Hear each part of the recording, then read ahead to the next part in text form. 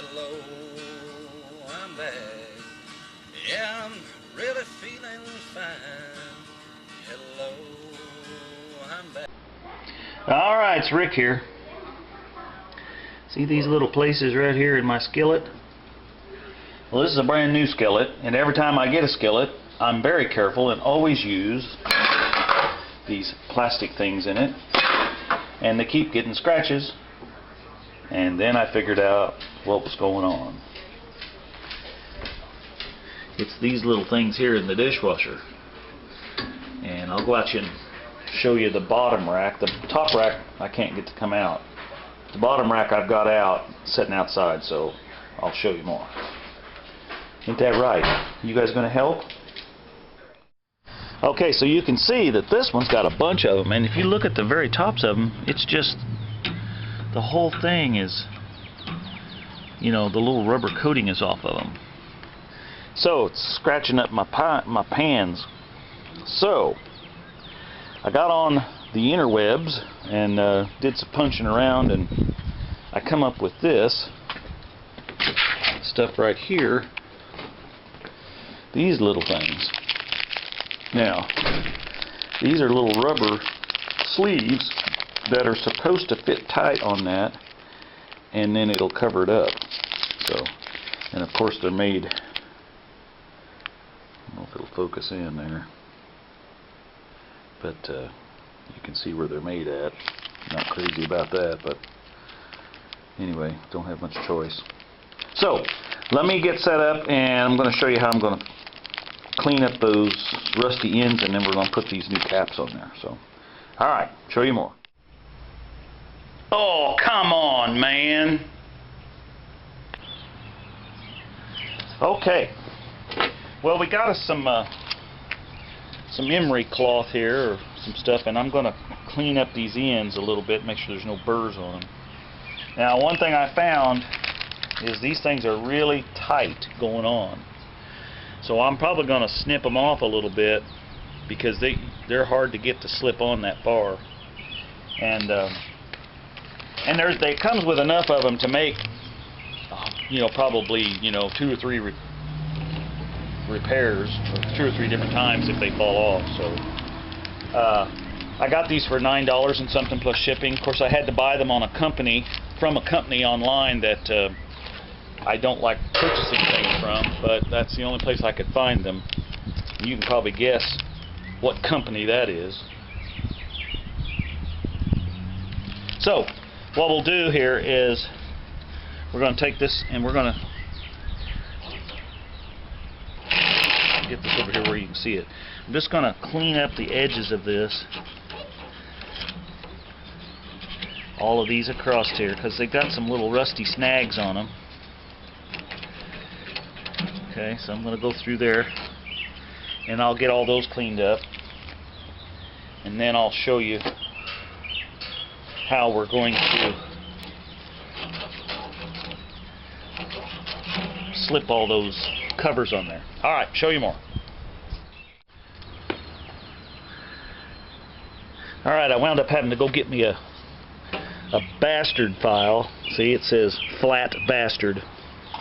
And because this one has some snags on the side of it, so my emery cloth wasn't going to take that off of here, and this one's the same way right here. That thing is really, it's like they just welded some nails onto here and dipped the rack in some of that rubber, which I had thought about as an option.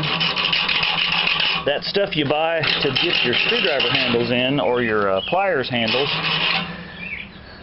but I would have had to have tried to dip the thing upside down, and then my research led me to these little caps that we're going to try to use. So anyway, alright, I'm going to keep working on these.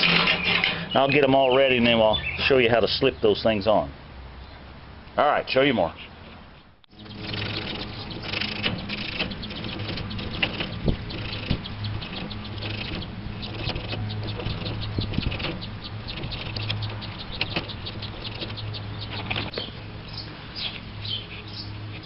Okay, so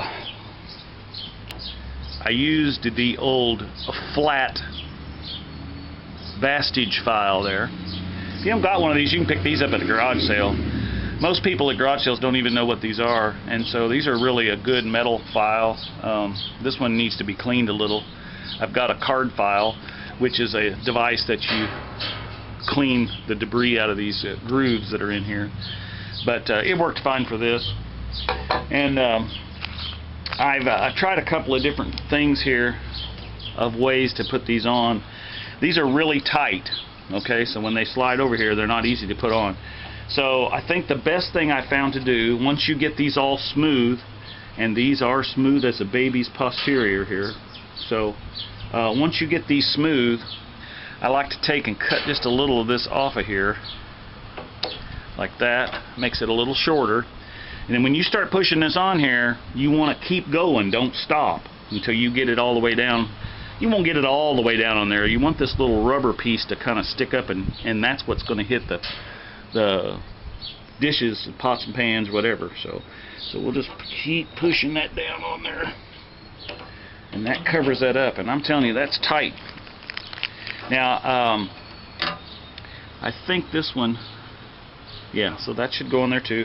But I like cutting this off because I want it to get down on there a little bit. You can see that this one is up here where you can see it. This one is sticking up a little further than this one because I didn't cut him off. So when I cut this one off, it'll actually stick up about that far, and that's good. I want the pots and pans to rest, in dishes or whatever, to rest on this, not that. So now another way to fix this would be to you know, go to your local appliance buying place and just buy a new dishwasher for $700. I probably know now why someone got rid of this dishwasher. I bought this one at Habitat for Humanity Restore for $50, and now I probably know why, because these things were tearing up somebody else's dishes. So, but the dishwasher works good. There's no problems with it. So it's just that this obviously is a problem, especially when you figure my frying pan I cook my eggs and bacon in. That thing costs, you know, $25, so I don't want to keep buying one of those. See, those are slipping right on there. So anyway, I think you could do this at home yourself. Don't be afraid to try these projects. I mean, I didn't know how to do this either, but I just figured it out. Yeah, those are fitting on there really nice. Let me let you look down here so you can see that those fit on there real good. So, all right, I'm not crazy about that one now that I got these others like that. I might pull that one off and redo that one. So, all right, I'll show you more.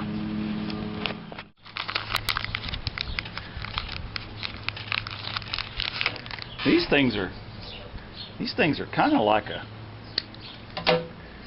a little condom, tight-fitting condom.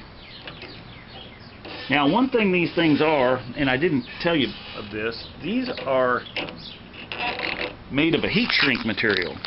So whenever you get these worked on here, if you're not familiar with what heat shrink is, you can Google that, or you can watch some of my prior videos. I talk about heat shrink, I think, in the one where I'm working on a little heater.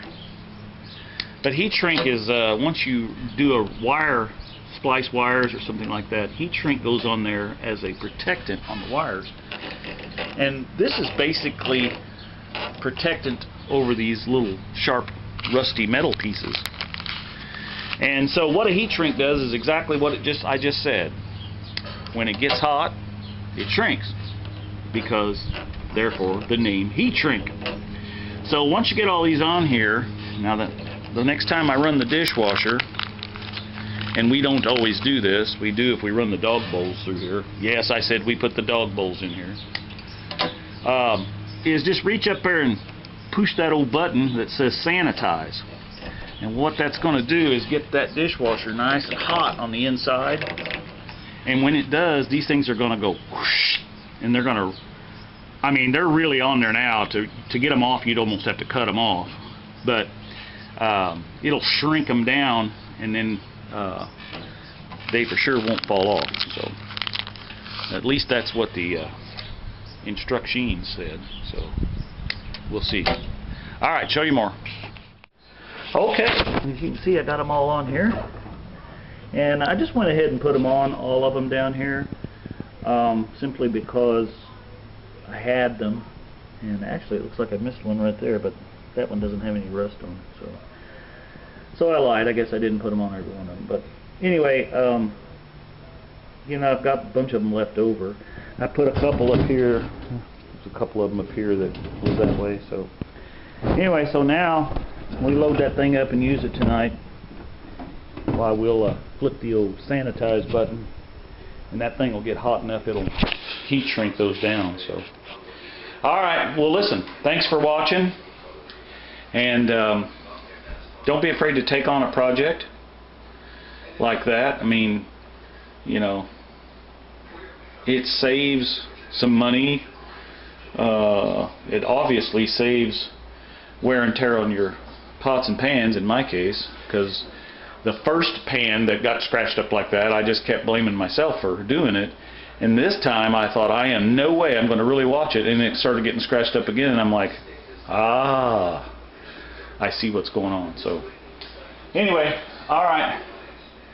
Thanks for watching. Be sure and hit the share or the like button and share this video with all your friends. We're up to 175 subscribers. We're trying to get to 1,000 by the end of the year, so we're gonna have to hurry up. So anyway, hope you can do some projects like this in your own home. So alright, bye. I ain't gonna work for no pennies, I ain't gonna work for no dimes. I got a red Pontiac sitting in my shack, I'm headed for Tulsa time. Well, I've been down and out for quite some time now.